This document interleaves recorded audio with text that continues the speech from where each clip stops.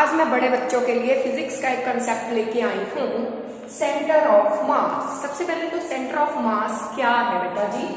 The centre of mass is the position defined related to an object. It is a point representing the mean position of the matter in a body. Centre of mass एक ऐसा point है जहां पे body को आप balance कर पाते हो कि कोई भी चीज है, मान लीजिए एक पेन है, एक पेंसिल है, उन सभी का क्या होता है, एक पॉइंट होता है। जैसे अगर मैं इस पेन को यहाँ पे पकड़ती हूँ तो ये गिर रहा है, ठीक है। ये सेंटर ऑफ मास जो है इसका नहीं है इस पॉइंट पे।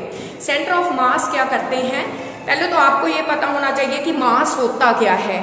ये देखिए अब इस पॉइंट पे ये जो पेन है वो नहीं गिर रहा, तो इट मीन्स इसके पेन के इस पॉइंट पे जो है वो इसका सेंटर ऑफ मास है, ठीक है। सेंटर ऑफ मास होता क्या है, वेट और मास में फर्क होता है। मास होता है measurement of the matter in A object, ठीक है।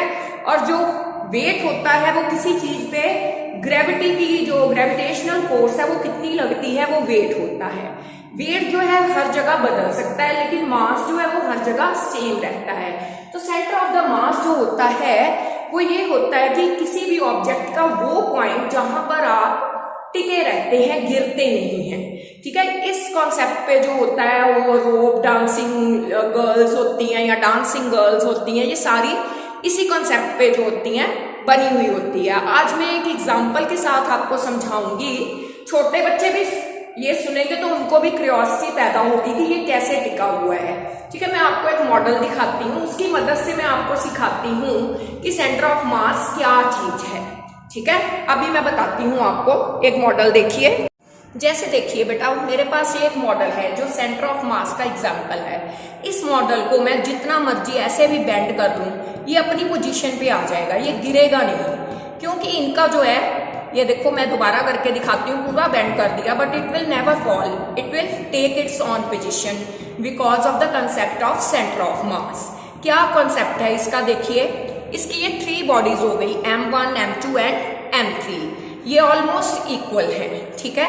सेंटर ऑफ मास क्या होता है बेटा जी, जैसे ये एक पेपर है, मैं आपको इससे समझाती हूँ। जैसे ये इसकी टॉय की बॉडी है, ये इसके साथ जो वेट मैंने लटकाए हुए हैं वो हो गए, ठीक है। इसको आप ध्यान से देखिए, ये M1 हो गया, M2 हो गया, M3 हो गया, ठीक है। जब इसको हम धागे के साथ हैंग कर देते हैं तो इसकी हम प्लम लाइन खींचते हैं, इसकी प्लम लाइन खींचते हैं, इसकी प्लम लाइन खींचते हैं, यानी कि जहां पे ये बैलेंस करता है, ये वाला जो है यहाँ बैलेंस कर रहा है, ये वाला जो है यहाँ बैलेंस कर रहा है, और ये यहाँ बैलेंस कर रहा है। जिस मिड पॉइंट पे ये इंटरसेक्ट करते हैं तीनों मासेस की लाइंस, ठीक है, उस पॉइंट को हम सेंट्रॉइड बोलते हैं। और वो ही पॉइंट जो है किसी भी ऑब्जेक्ट का सेंटर ऑफ मास होता है। उस ऑब्जेक्ट पे वो जो ऑब्जेक्ट है वो कभी भी गिरेगा नहीं। तो जैसे इस टॉय का सेंटर ऑफ मास इस लाइन पे आता है, ये बिलो द ऑब्जेक्ट है, ठीक है। इसलिए मतलब इसका जो सेंटर ऑफ मास है वो लेग्स के तरफ होएगा। अगर मैं इसको ये देखो हाथ में भी पकड़ लेती हूँ तो भी it will make it's balance, ये गिरेगा नहीं, ठीक है। ये क्योंकि इसका जो सेंटर ऑफ मास पॉइंट है वो यहाँ पे है, ठीक है। अगर मैं इसको भी यहाँ पे भी ऐसे कर देती हूँ ये नहीं गिरेगा, ठीक है।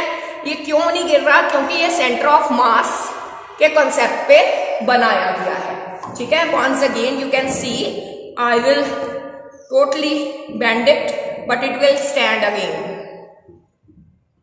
छोटे बच्चों में ये साइंस के लिए क्यूरियोसिटी पैदा करेगा, ठीक है, कि ये कैसे नहीं गिरता, ताकि वो भी साइंस को जानने की कोशिश करेंगे।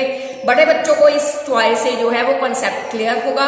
अगर मेरी वीडियो पसंद आए तो लाइक जरूर करना, शेयर जरूर करना और मेरा चैनल जरूर सब्सक्राइब करना। थैंक यू बेटा जी।